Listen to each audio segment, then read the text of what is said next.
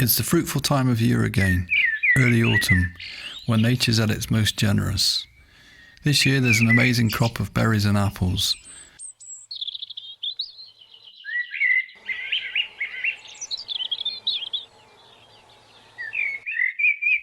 My favourite thing to do, food and foraging wise, has got to be making juice from apples that I've gathered. Windfall, begged or borrowed, there's all sorts of ways to get your hands on some.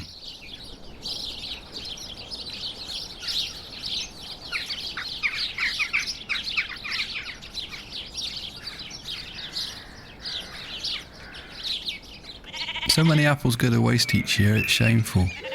Far too many are eaten by sheep, cows, slugs, or are left to rot on the ground. Where's the sense in that?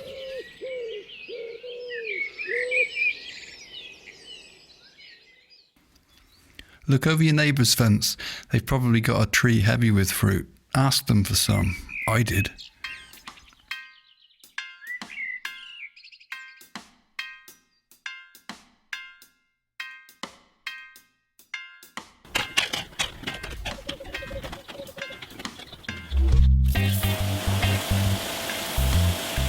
Give them a wash to remove debris such as slugs and animal crap, and chuck away any obviously rotten ones.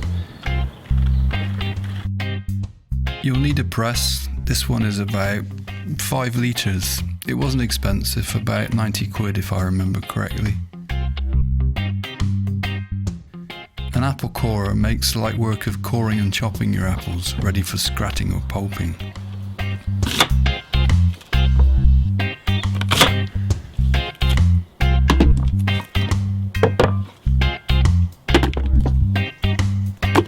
This device is a bar with a sharpened end, which fits to a standard drill, which makes light work of pulping your apples. It came with a bucket, which again was not expensive, under 20 quid. The apples need to be pulped, as the pressure needed to extract juice from even quartered apples would be huge. I usually give the drill a few passes, take off the lid and check the consistency. The more runny the pulp, the more juice will be extracted. Once the segments of apple have been pulped, pour this mixture into the press.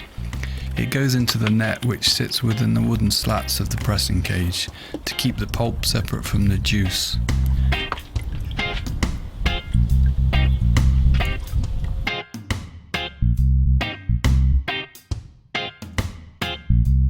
Place the wooden plates around the spindle and get ready with the big jug, as the juice will start running even before you start compressing the mixture.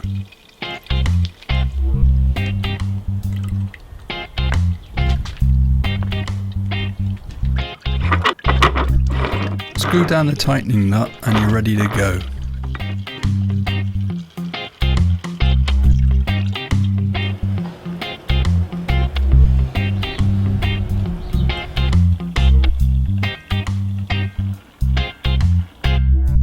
Once the pressing is complete and the juice has stopped flowing, pour the collected juice into a gallon demijohn.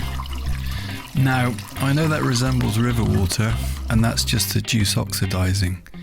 Adding a teaspoon of pectin will break down the pectin overnight, and the sediment will fall to the bottom of the jar, and you'll be left with clear golden nectar. Well, this is what it looks like the morning after. Look at that. All that's left to do is to siphon the juice into bottles.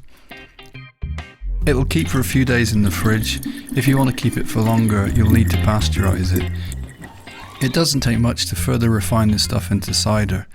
Add a teaspoon of yeast to a gallon of juice and an airlock, and sit back and wait for the apples to ferment.